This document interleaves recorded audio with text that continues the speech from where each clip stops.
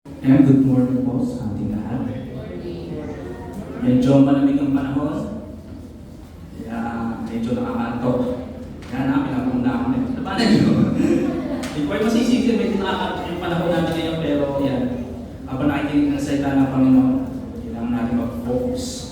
Kailangan natin laban ang temptation. So bago lahat, tayo po muna ay manalangin.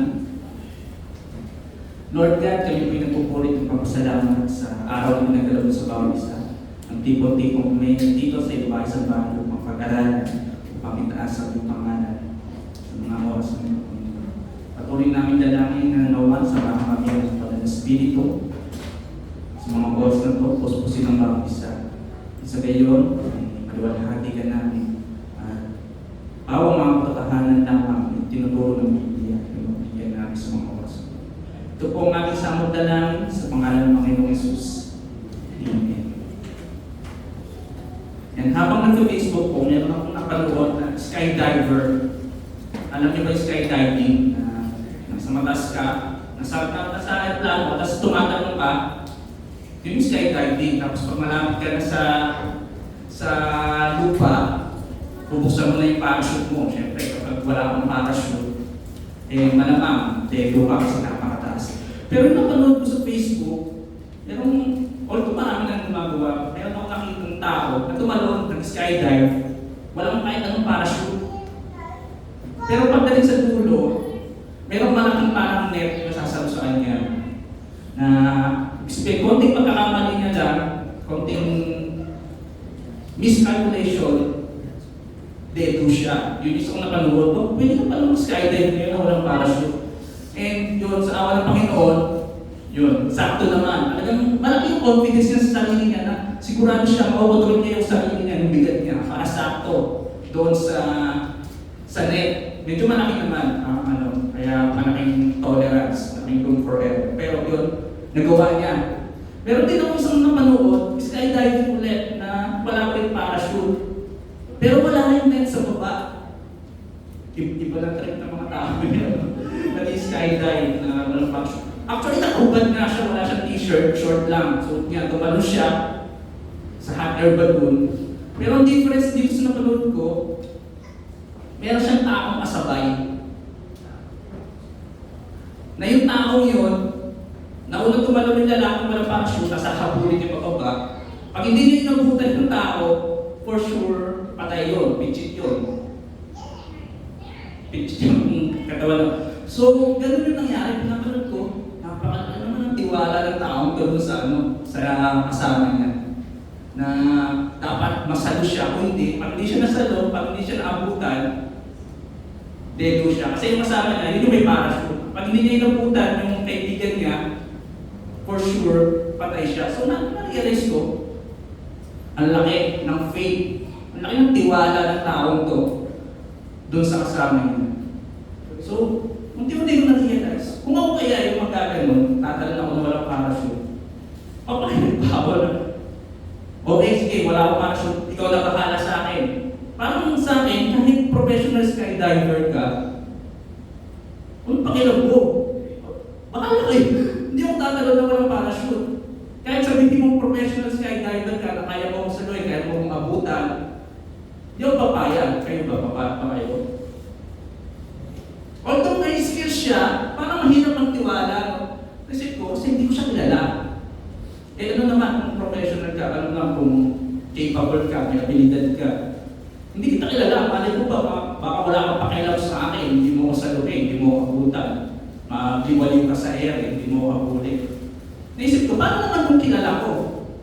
Mag-skydive pa ako na walang parachute. Tapos may kasama akong kilala ko, si Diyos, makamagana. Mas dahil hindi. Mas dahil hindi ako papayag. Dahil wala namang alam si Joshua sa pag-skydive. Kahit sabihin, concern sa akin yan, hindi ako papabayaan yan. Dahil kilala ko siya, alam mo na hindi pa napag-skydive si Joshua. Kilala ko yan. Kahit na sabihin niya, sasabihin ako yan. Hindi mo mag-skydive ko eh. Iiyak lang ito pag nakapin ako sa lupa. Kasi concerned siya, pero wala siya mag-ability. So, na-realize ko na when it comes to faith, when it comes to putting your trust sa tao, siyang legitimate concern sa iyo para mag-work. Kung makahanap ka ng tao na kilala mo at alam mo na magaling sa skydiving, katulad ng napanood ko doon sa video, although may risk, may takot, but sooner or later, mapapapayag ka na, sige, tiwala naman sa iyo, alam ko naman yung kaya mo gawin. Sa ating mga Kristiyano, when it comes to us Christians, parang nalilalik ko siya pagdating sa spiritual life, sa buhay Kristiyano.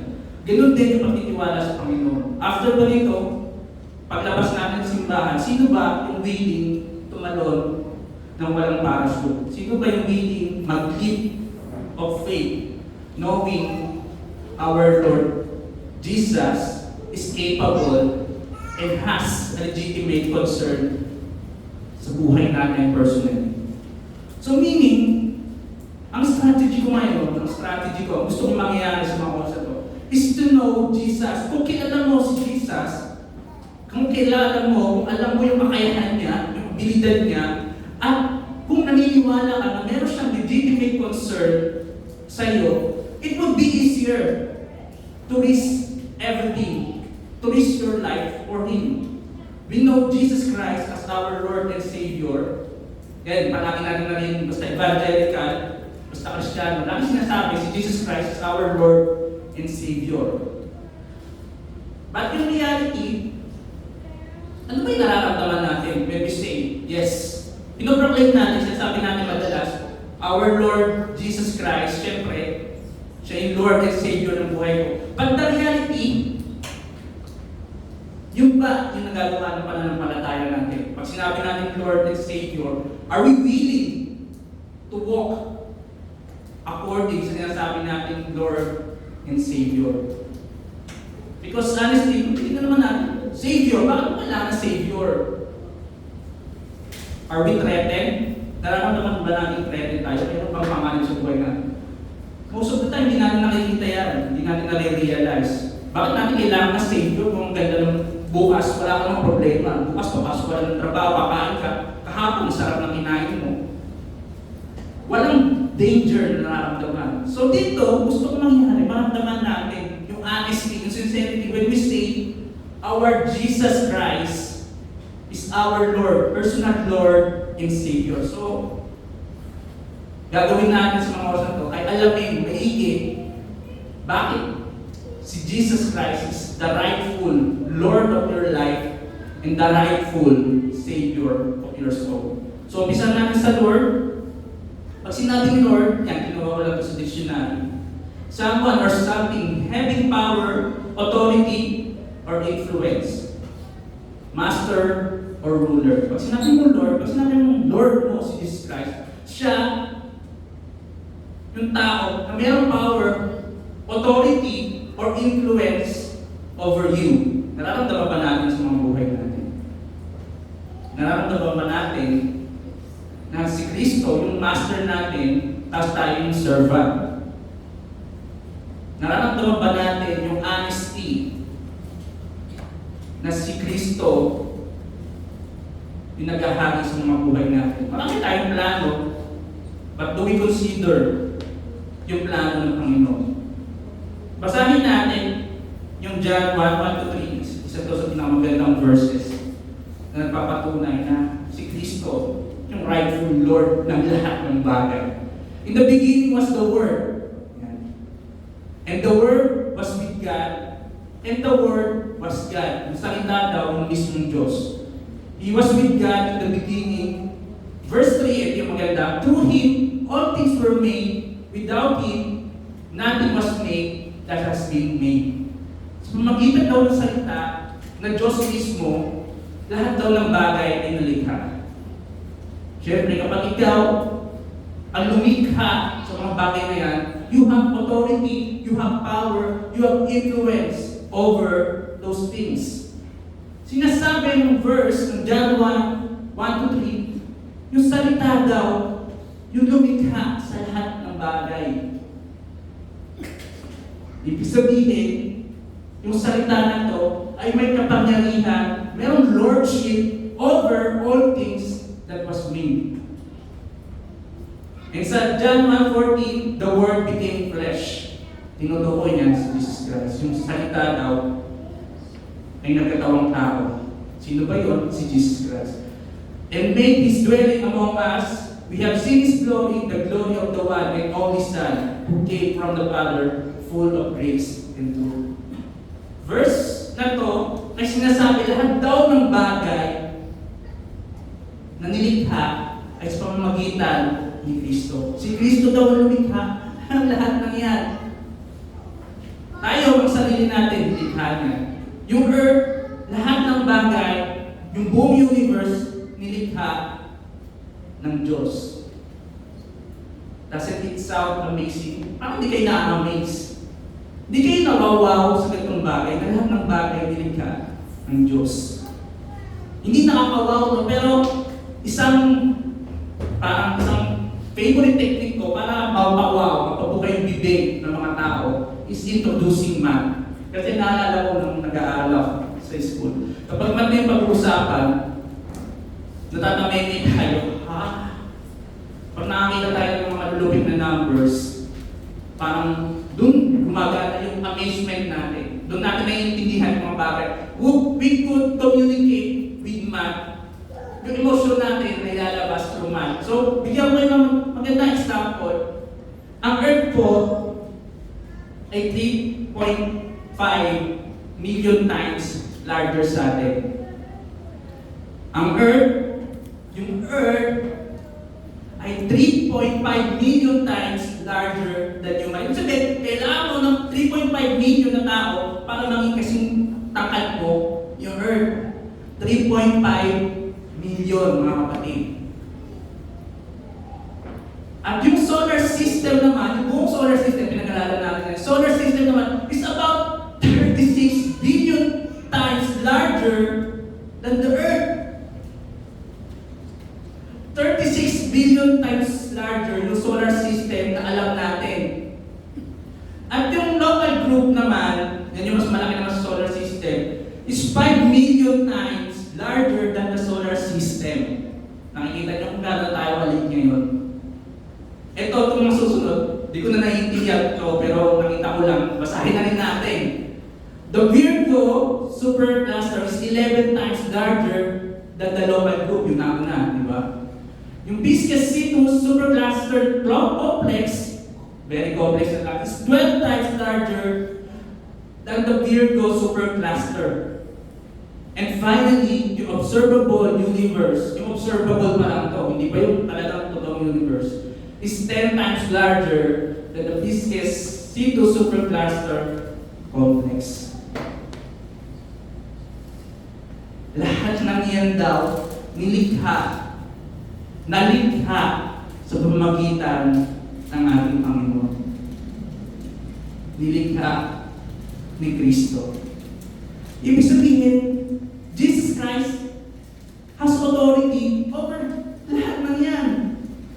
Na hindi natin ma-realize kung gano'n tayo maliit. Kasi sinasabi ni Kristo, meron siyang authority niya. Kaya kung papasin nyo, pag inutusan niya yung bagyo na tumigil, sumusunod because He has lordship over the weather.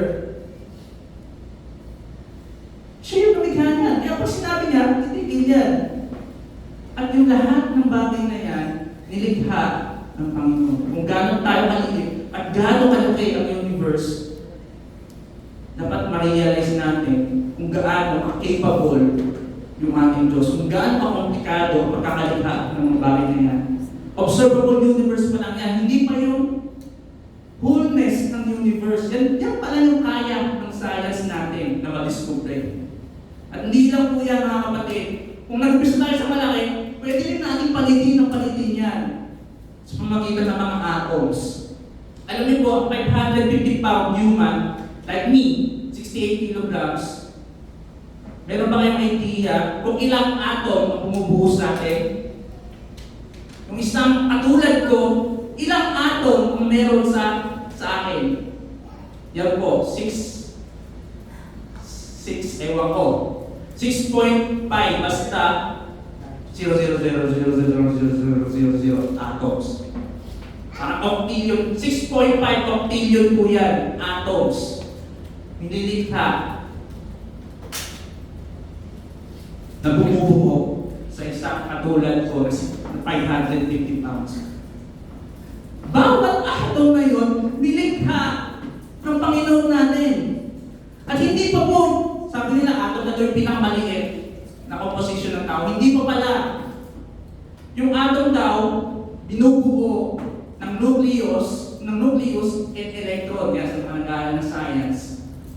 Meron pa daw mas maliit sa atom. Yun yung nucleus at electron. Sa nucleus, sa loob ng nucleus, merong proton at neutron. Naalala nyo na yung mga chemistry nyo.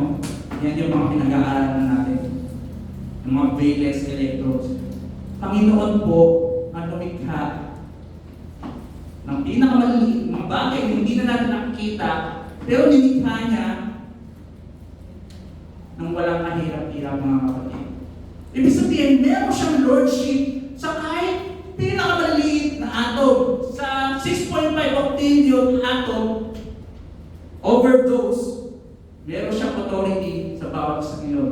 Ibig sabihin, walang electron na iikot na mas mabilis o mas mababa, magagal na hindi alam ng ating Diyos. Na hindi pinapayagan ng ating Diyos. Our God is sovereign over those minuscule atoms. Not one electron would move faster or slower without the consent and knowledge of our Lord. Di ba lang natin nare-realize, pero lahat ng yan, yung mga maliliit na atoms, maliliit na electrons, is governed by its Creator. Is governed by God. Kung gaano komplikado yung pinakamaliit na atom, at kung gaano komplikado yung pinakamalaking bituin, yung universe, lahat po yun ay saklaw ng sovereignty, saklaw ng lordship ng ating Panginoon. At sinasabi ng Panginoon na ako, pinakamagaling na designer, from the smallest of atoms to the biggest of the universe, ay nagsasabi na meron akong plano para sa iyo. Di ba tayo makakawis? Di ba tayo magtutulala na siya, na lumikha ng lahat ng bagay, ay merong magandang plano para sa atin? Jeremiah 29:11. Alam ko, famous tong verse na to. Alam ko, narinig nyo na to kung one way or another. For I know the plans I have for you, declares the Lord. Plans for welfare and not for evil, to give you a future and a hope. Yung Diyos daw na lumikha ng pinakamaliliit 6.5 octillion atoms sa isang katulad ko. Ang Diyos daw na lumikha ng universe ay mayroong plano para sa mga buhay natin. Expect great things, mga kapatid. Expect na hindi yan para plano na ginawa last minute na ipapasa mo na agad. Sir, ito na po yung paano ko assignment ko, kanina ko lang ginawa. Yung Diyos na lumikha ng mga komplikadong bagay ng buong universe, eh meron daw plano sa iyo. For sure, napakagandang plano niya, mga kapatid. Plans for welfare. Pag sinabing welfare, it means shalom. Yun yung ginamit ng word like shalom. Narinig na natin shalom. Ay ibig sabihin na shalom is completeness, soundness, welfare, and peace, mga kapatid. Minsan, nami-misinterpret natin kapag sinabi na yung plano ng Panginoon, yung para sa welfare natin, naisip agad natin pera. Diba? Ang ganda, successful na buhay, kayamanan. Pero mga kapatid, parang minamalit naman natin yung Panginoon natin kung hanggang pera lang yung naiisip natin imagination. Na sinasabi na meron plano daw ang Panginoon para sa welfare mo, ang naisip mo agad pera. Di ba natin na-realize na hindi natin kailangan ng Diyos para kumuha ng maraming pera? Dahil kahit hindi mga Kristiyano, nakakamit ng pera. Tama po ba?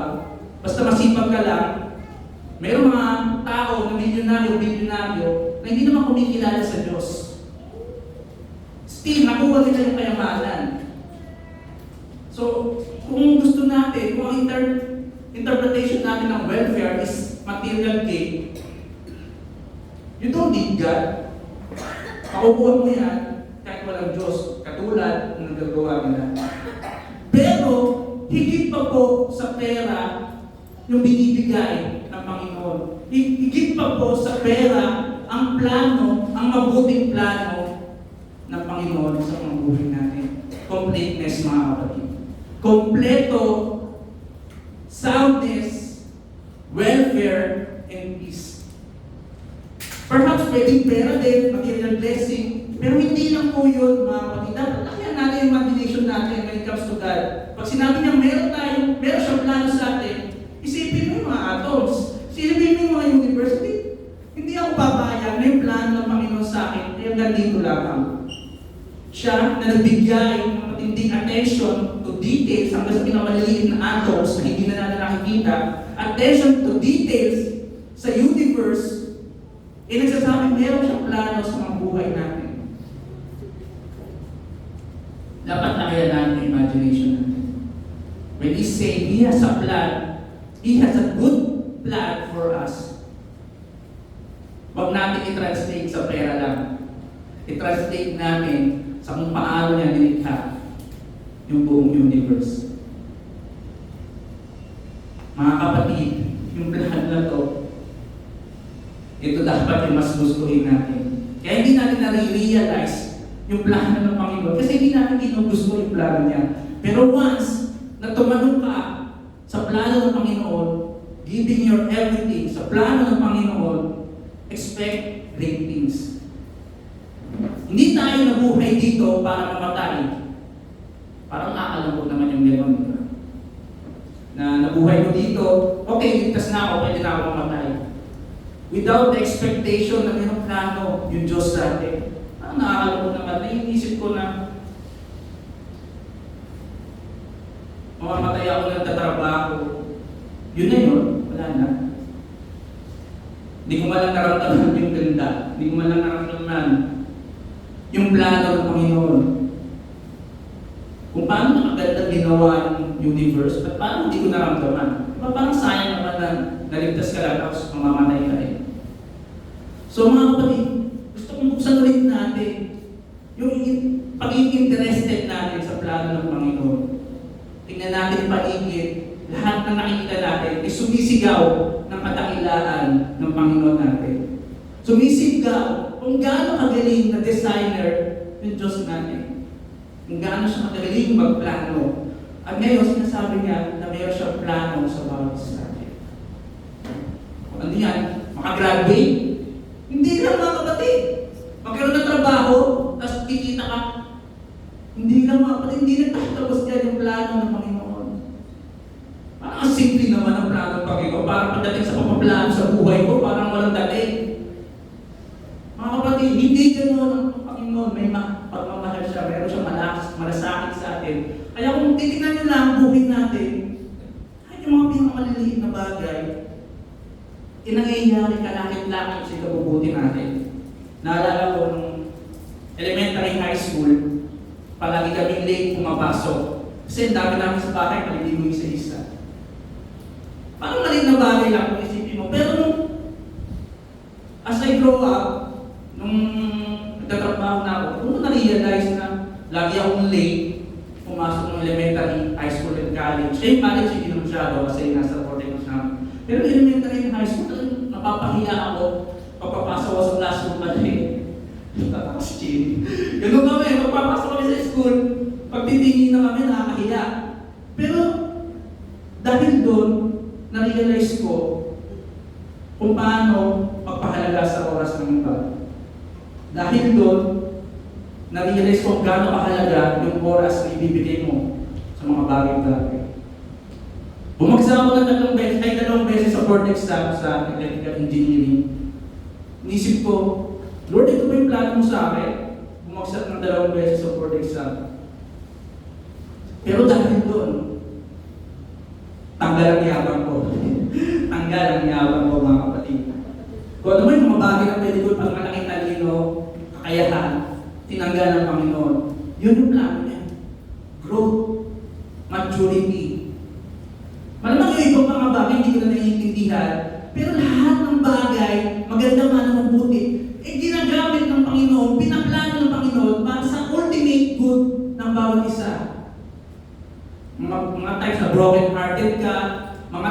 wala kang bagong papasok. Mga times na hindi natin nare-realize yung mga bagay na kinakain natin, yung mga bagay na nakakalimutan natin, kasama yan sa plano ng Panginoon. Para saan? To our ultimate good. Saan natin matatagpuan yan? Siyempre, Romans 8:28. Basahin ko lang ulit. Although alam nyo na rin to. And we know that those who love God, all things work together for good. Ito naman mga kapatid, good. For those who are called according to His purpose. Pag sinabing good, pera, laki naman natin yung ano natin. Yung imagination. Hindi lang po basta pera yung mga sinasabi dyan. Kasi tayo yun nga nangyayari. Pag nakikita natin good, dapat pera agad.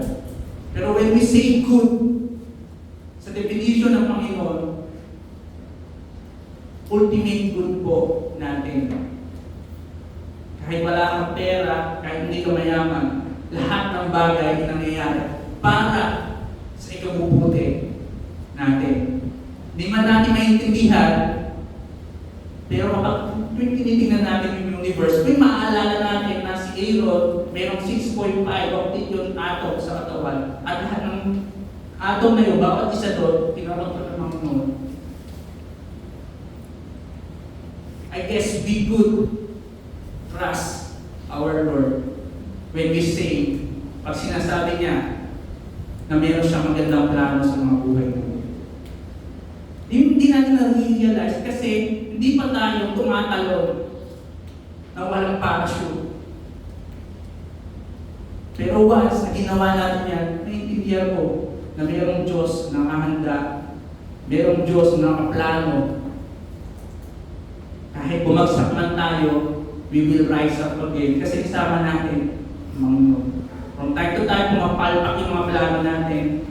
Kasi ang nangyari, sinesearch natin yung plano natin. May mga goals tayo sa buhay. Meron tayong mga bagay na nakalista sa bucket list natin. Gusto mo, bago ka mamatay, makapunta ka dito sa lugar na to, bago ka mamatay, makain ka ng mga ganitong pagkain. Pero this time na gusto kong bago natin hanapin yung mga ganitong bagay. Ano ba natin? Lord, sabi mo meron kang plano sa akin. Ito na ba yun?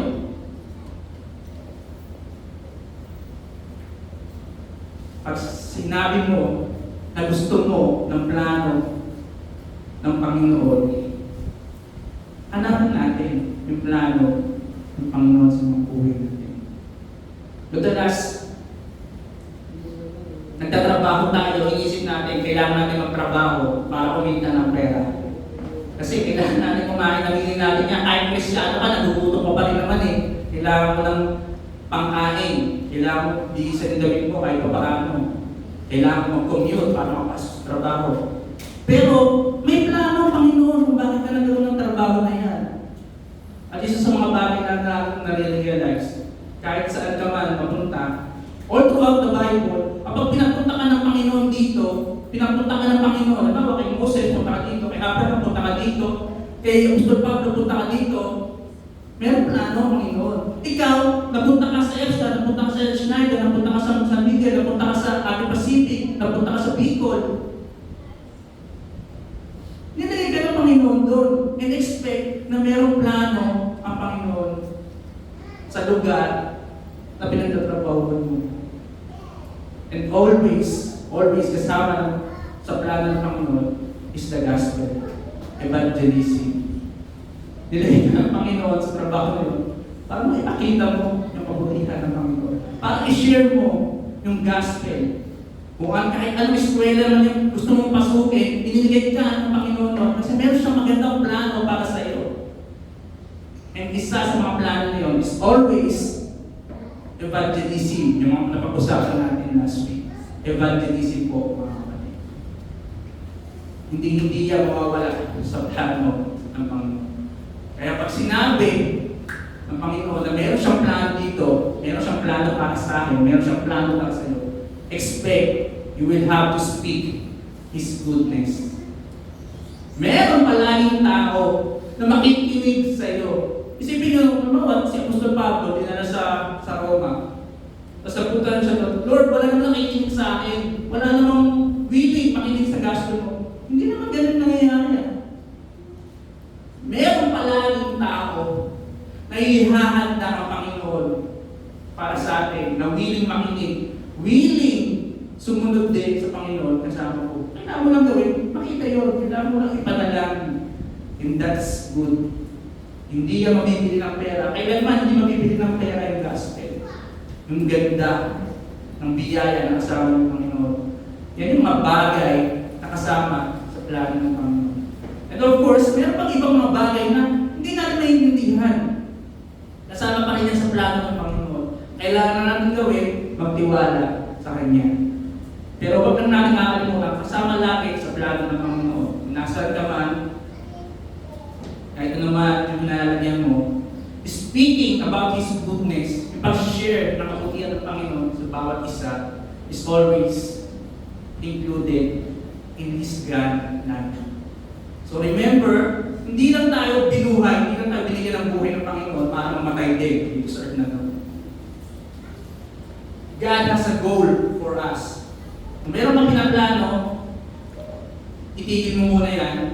Una mong itanong kung ano ang plano ng Panginoon. And from there, doon ka magbubuo ng mga sub-plans mo. Ito ang plano ng Panginoon. Gagamitin natin lahat na natutunan natin sa Sunday School, sa worship service, sa pagbabasa nyo ng devotion, lahat ng yun, gagamitin natin para maintindihan ang plano ng Panginoon. Once nakita natin yun, doon tayo magsisimula magbubuo ng mga plano. From that foundation, doon tayo bubuo ng mga sarili namin plano. Kasi nangyayari, gumagawa tayo ng sarili namin foundation. Kaya hindi natin nakikita yung ganda ng buhay. Hindi natin nakikita yung ganda ng plano ng Panginoon. Kasi in the first place, wala tayo sa foundation na inilatag ng Panginoon para sa atin. So, if we consider God as our Lord, dapat unahin natin hanapin yung blueprint niya para sa mga buhay natin. And from there, malay nyo, kailangan nyo bumuo ng business, kailangan nyo magtrabaho dito, kailangan nyo mag-step up, lumabas sa comfort zone, maraming mga bagay na kahit mahirap, kahit na hindi ka aya-aya on first glance, we could fully say, with all honesty, na yung plano niya will end in the good side. Kung nagtitiwala tayo sa Romans 8:20. If the God who created the universe, patuloy ko papaalala yan, that even the most complex sciences can fully understand, masyado pang baby yung science natin para maintindihan yung universe. Yung Earth pa nga lang eh. Yung mga ocean natin, yung mga karagatan natin, hindi pa rin naiintindihan ng mga scientists. Parang 90% pa rin ang hindi nila alam. Mystery pa rin. Hindi na nila nilidiscover. Hindi kaya i-explain ng science yung entirety ng mga nilikha ng Panginoon. At yung Panginoon na yun ay nagsasabi that He has a good plan for us, then we can trust Him and expect great things. Ibalik natin yung hope. Ibalik natin pag-i-expect. Na habang nabubuhay tayo, we could always expect. Na hindi natin hinihintay na lang yung pamatayan natin. Kahit gano'ng kabata o kahit gano'ng matanda, as long as buhay ka, we could always expect great things sa Panginoon. Ang mahalaga lang, maintindihan natin what does it mean pag sinabi great things. Gamitin din natin yung understanding na nagmumula sa Biblia. Kasi pag great things talaga dyan nagkakatalo eh. Iniisip ng iba, prosperity, kayamanan agad. Pero when we say great things, una sa lahat, it's our maturity. Kung paano tayo nade-develop bilang mga Kristyano. Yung growth natin is part of the plan of our Lord. At sa huli-huli, our glorification kasama rin sa plan ng Panginoon. Sanctification natin, patuloy na nangyayari kasama sa pagplano ng Panginoon yan. Ang problema lang, kailangan natin siya sa atin kung paano tayo sinasanctify, maging conscious tayo sa mga ganung bagay. At yung ultimate glorification natin, pag nasa langit na tayo, kasama rin yan sa plano ng Panginoon. Hindi nagplano ng Panginoon para dito sa lifetime natin, bagkos kasama yung eternal life sa langit. Ganyan po magplano ang ating Panginoon para sa mga buhay natin. Kaya kung sinasabi mong Lord mo si Jesus alalahanin ng mga bagay na yan. Hindi nagtatapos sa graduation yung plano ng Panginoon. Hindi nagtatapos sa trabaho, makakapamilya ka na. Hindi lang po doon. Kasi yung Diyos natin nakakaganda magplano. Next thing, Savior. Kaya katulad ng sinasabi ko, isa daw sa mga bagay na mahirap ipag-realize. Every time mo share ka ng gospel, kailangan mo si Jesus Christ as Savior. Sabi sa ilang tao, Savior. Wala namang sa bingit ng kamatayan. Wala namang sa danger. Ba't kailangan ng Savior? And most of the time, nakakalimutan din natin. First hand, tayo mga Christian, nakakalimutan natin yung pagiging Savior ng ating Panginoon. When we say Savior, a person who saves someone or something from danger. From danger. Napakahalaga po na maintindihan natin yung danger. Lagi natin maalala yung danger. Ngayon, are we in danger? Ang pwede na po nyo ako, nandito, makatayo. Parang walang imminent danger sa mga buhay natin ngayon. Kaya mahirap natin ma-realize, hindi natin naipuput into reality yung when we say the word Savior. But to give you an example, paano natin intindihin ito? Meron daw isang sasakyan na may time bomb. Let's say, merong sasakyan, kahit anong sasakyan, merong time bomb sa ilalim. Ano ba yung mga sa movie? Meron daw nagtalim ng bomba sa ilalim. Yung driver, alam niya, wala. Kasi sasakyan niya yun eh. Wala. Sino maglalagay ng bomba sa sasakyan ko? Naniniwala siya, walang time bomb sa sasakyan niya. Siya yung nagdadrive, umaga sila. Tapos yung pasahero niya, meron siyang kasama na pasahero, alam na merong bomba doon sa sasakyan nila. Kaya sinasabi niya, sa driver, uy, merong bomba dito, may sasakyan, merong bomba, nalabas tayo sa sasakyan. Sinasabi ng driver, babalik ka na ba? Ba't magkakaroon ng bomba dito sa sasakyan ko? Yung isa, naging frantic na, natatakot na, nagsisigaw na, gusto na lumabas sa sasakyan. Yung isa naman, kalmado, walang pakialam. Tapos, meron silang narinig na sirena ng polis. Ibig sabihin, yung bomba pala, narilay na sa pulisya, nasabi na merong bomba, yung plate number na ganito, habulin natin. Kaya yung driver, nakita niya, naririnig niya, merong malingaw-maw na, yung mga pulis, hinahabol sila. Yung pasahero, naramdaman, sa wakas, meron na magliligtas sa amin. Naririnig niya na yung tunog ng mga pulis na willing i-detonate yung bomba. Basta tumigil lang yung sasakyan. Yung driver naman, kabado. Ano ginawa ko? Ba't ko hinahabol ng mga to? Papaspasan ko nga ka. Wala akong ginagawa, hindi naman ako nalabag sa traffic ko. Ganun po yung estado ng mga tao na alam yung danger at yung mga tao na hindi naiintindihan yung danger ng time bomb. Sa iba, yung tunog ng pulis is a sign of relief kasi meron ng darating na tulong. At doon sa driver naman, sa ibang mga tao, yung sign ng pulis, yung alingaw ng pulis, is a sign of anxiety. Natatakot sila kasi hindi nila naiintindihan yung imminent danger sa mga buhay nila. As Christians, sinasabi po ng Biblia na palagi natin tandaan kung ano tayo kung wala ang Panginoon.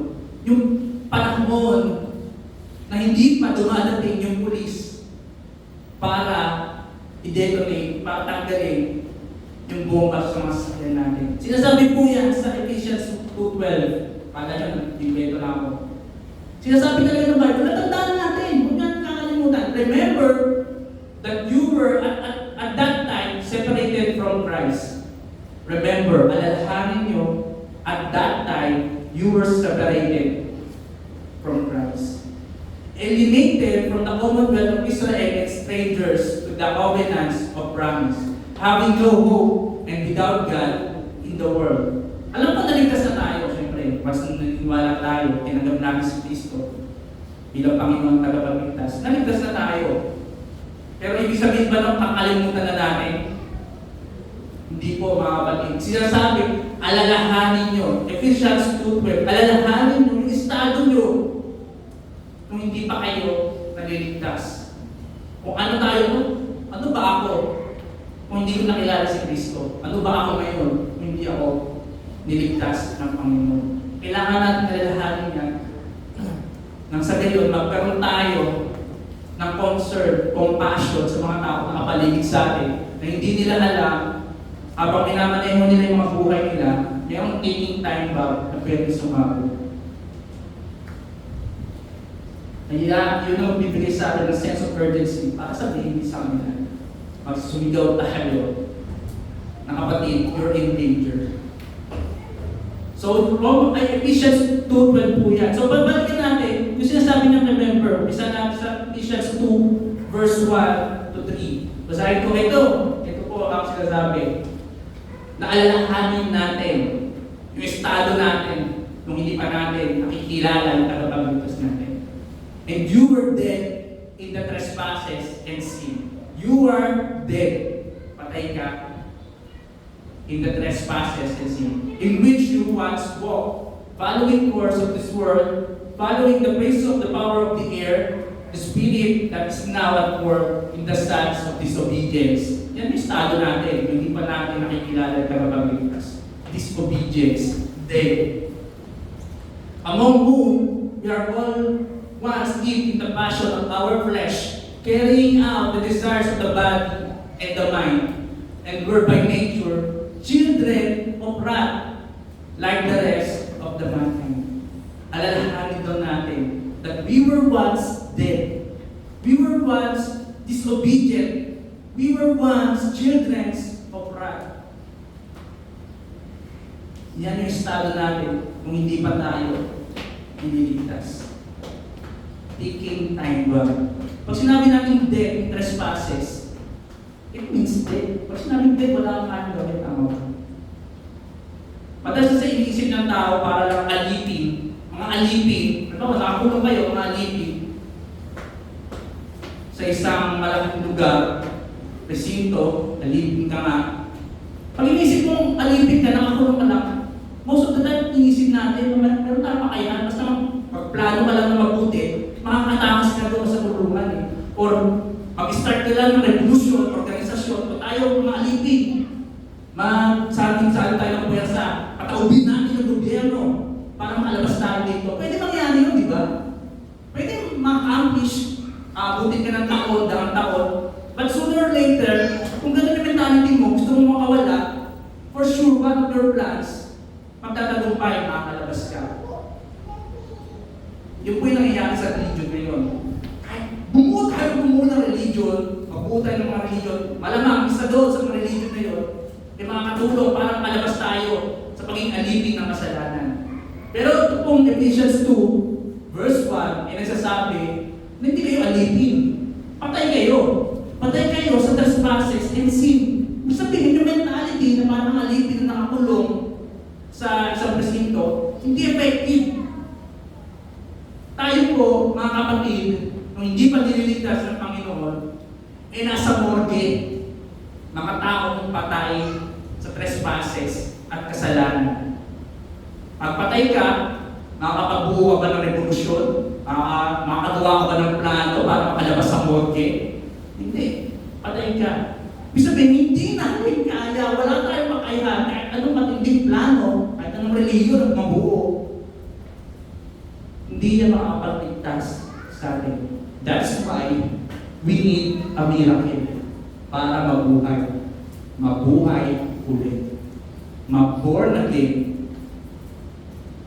Kailangan natin ang hindi lang basta tagapagligtas, bagkos napakagaling na tagapagligtas na kaya bubuhay ng mga patay.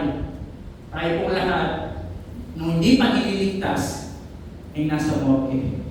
Walang kayang ulit. Mga patay sa trespasses at kasalanan natin. The dead can't do anything. walang kayang gawin ng mga patay.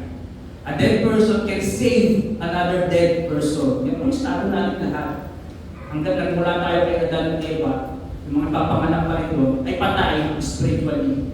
We are in dire need of a Savior, a great Savior to save us from our current status. Patay tayo sa Espiritu. Wala tayong kakayahan para unawaan ng Diyos. Kaya kailangan natin ng Savior. So to continue, Ephesians 2, verse 4 to 7, ito na po yung tagapagligtas natin. But God, being rich in mercy, because of the great love which He loved us, even when we were dead in our trespasses. Ito nyo, talagang pinupunto ni Apostol Pablo, that we are dead in trespasses, made us alive together with Christ. Yan po yung essence ng sinasabing born again Christian. Binuhay na ulit. We understand the severity of being dead. Wala tayong gawin. Kaya dapat mag-born again ka, hindi mo kaya buhayin sa sarili mo, kailangan mag-born again ng Diyos. Diyos yung bubuhay ulit sa iyo. Kaya meron tayong tagapagligtas. The great decision na kahit patay ka, kaya kang buhay. Made us alive together with Christ. By grace, you have been saved. And raised us up with Him and seated us with Him in the heavenly places in Christ Jesus, so that in the coming ages, He might show the immeasurable riches of His grace in kindness toward us in Christ Jesus. Ayun na po yung plano ng Panginoon. Kasama sa plano ng Panginoon, ang iligtas ka. Para may pakita yung immeasurable riches of His grace. Hindi lang po kayamanan na material. Immeasurable, hindi kaya sukatin na riches of His grace. Nakikita ba natin ito? Gusto niyo makita? Tumalong ka ng walang parachute at umasa sa Panginoon na magliligtas sa iyo. You need that faith para makita yung immeasurable riches of His grace na patuloy na sinasabi na ipapakita sa atin in kindness towards our Savior, Christ Jesus. And Ephesians 2, 8 to 10, ito na yung pinaka-favorite namin. Alam natin ito. Ephesians 2, 8 to 10. For by grace, you have been saved through faith. Hindi sa mga gawa natin dahil tayo mga patay. And it is not our own doing, it is the gift of God, not the result of works, so that no one may boast. For we are His workmanship, created in Christ Jesus for good works, which God prepared beforehand that we should walk in them. Ito rin patuloy kong sinasabi. Meron nang inanda ang Panginoon na plano, magandang plano, na dapat natin lahat. Ang kailangan natin gawin, alamin yung plano na yun, yung goal ng Panginoon sa trabaho natin, sa business natin, sa mga relasyon natin, sa school natin, sa pamilya natin. Definitely may plano ng Panginoon. Bakit ba ako naging anak ng pastor? Ba't ko ba naging anak si mami? May plano ng Panginoon. Bakit ako naging anak nila? Bakit sila yung naging anak? Ako, sila yung naging magulang ko. May plano. Yung mga pinsan. Bakit ba ako yung naging pinsan ng mga to? Bakit ba ako yung naging sa church? Bakit ba ako naging sa trabaho? Maraming plano ng Panginoon na kailangan natin makita. Na kailangan natin nakakita. We are created in Christ Jesus for good works. Yung good works na yun ay yung plano ng Panginoon. And take note, created in Christ. Hindi po sinabing save, niligtas ka for good works. Sinabi, nilikha ka in Christ Jesus for good works. Ibig sabihin, yun yung original na plano kung bakit ka nilikha. Hindi yan nangyari kung naligtas ka lamang. Ibig sabihin, yung original na plano ng Panginoon kung bakit ka nilikha is for good works. Paano magkakaroon ng good works kung hindi natin kilalanin ng Diyos natin? So kasama sa plano ng Panginoon yung relasyon na He is Lord and tayo yung children niya. Kailangan natin pagtiwalaan yun, mga kapatid. Kaya paglabas natin dito, kung naniniwala ka that Jesus is your Lord and Savior, alalahanin niyo yung mga pag-usapan natin. And start using our faith to walk. Hindi natin kailangan ng parachute, hindi natin kailangan ng confidence natin na magaling tayo mag-skydive, na kahit wala kang parachute, sakto yung lalabagan mo. Ang kailangan natin ay yung friend, our Lord, our Savior. And to end, isa sa pinakamagandang verses dito. Actually, lahat natin ng verses sinabi ko maganda. Pero ito, napakalinaw din kasi. Romans 8:6-9. Basahin ko, ha? For to set the mind of the flesh is death. Ibig sabihin, kapag ang mind mo, sinet mo sa flesh, ang resulta niyan, death. But to set the mind of the spirit is life and peace. Non-negotiable po yan, mga kapatid. Wala nang bad. Yan talaga yung truth. For the mind that is set on the flesh is hostile to God. For it does not submit to God's law. Indeed, it cannot. Hindi niya kaya mag-submit sa God's law. Ibig sabihin, kapag namubuhay ka sa flesh, kahit anong pangganda ng religion mo, kahit gano'ng kabait, kahit gano'ng kasama, you can never submit to God. Indeed, it cannot. Pag sinabi it cannot, non-negotiable po yan, kahit gano'ng kabait, kahit gano'ng kamatulungin, lahat po yan, it cannot. Those who are in flesh cannot please God. Napakalinaw. Those who are in flesh cannot and will never please God. Hindi na realize ko ng ibang tao. Akala nila kapag mabait sila, okay na. They're pleasing to God. Akala nila kapag nasimba sila, akala nila kapag ginagawa nila itong mga bagay na to, they're pleasing God. Hindi na na-realize yung taking time back. Hindi na na-realize yung mga ginagawa nila, hindi nakakatulong para tanggal yung bomba sa mga sasakyan nila. Ikaw yan, however, are not in the flesh, but in the Spirit.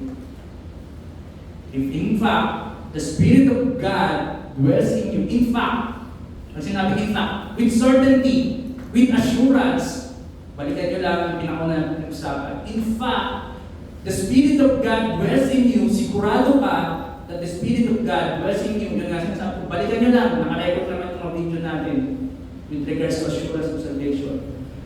Anyone does not have the Spirit of Christ does not belong to Him. Sino man na hindi kasama ang Espiritu ng Diyos, siyempre, hindi siya nabibilang sa kaharian ng Diyos. Hindi siya yung Lord ng mga taong ko.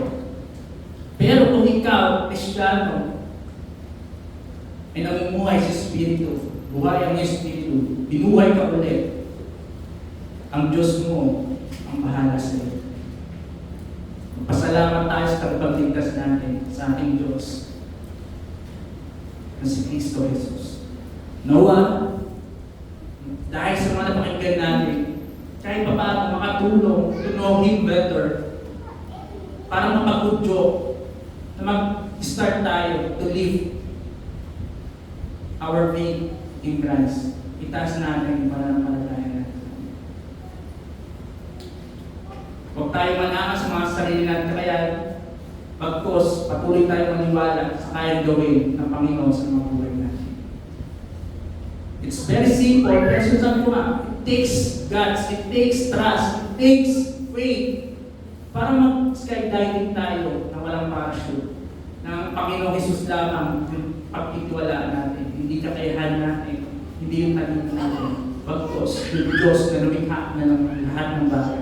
Yung Diyos na may kakayahan na iligtas tayo sa ating mga sitwasyon. Yun po, si Jesus. Tayo po na lang.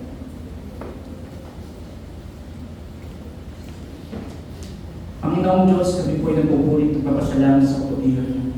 Tunay nga, hindi pa kami pinapanganak na meron palang plano para sa bawat isa sa amin. Plano kung pagliligtas. Alam namin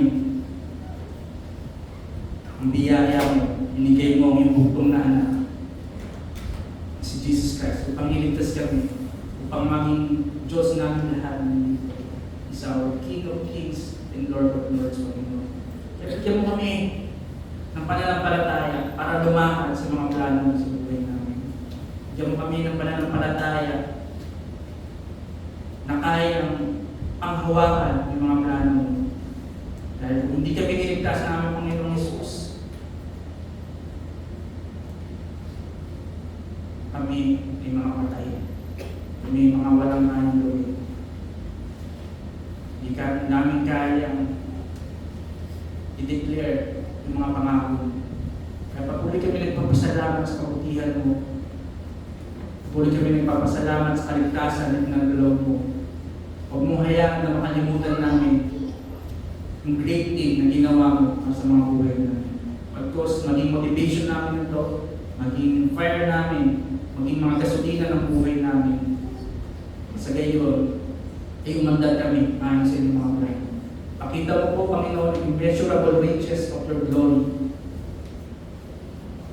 Pakita mo mga bagay na spiritual o sa mga puso at isipan namin. Sa gayon, makita namin yung ganda ng plano mo sa mga buhay namin. Teach us to hope, to expect great things from you, Lord. Umaasa kami na maraming mga magandang bagay na mangyayari sa bagay sa bahay natin. Hindi kami matitibag kaya kasama namin. Ito po ang aming samudalanan sa pangalan ng Panginoon Jesus.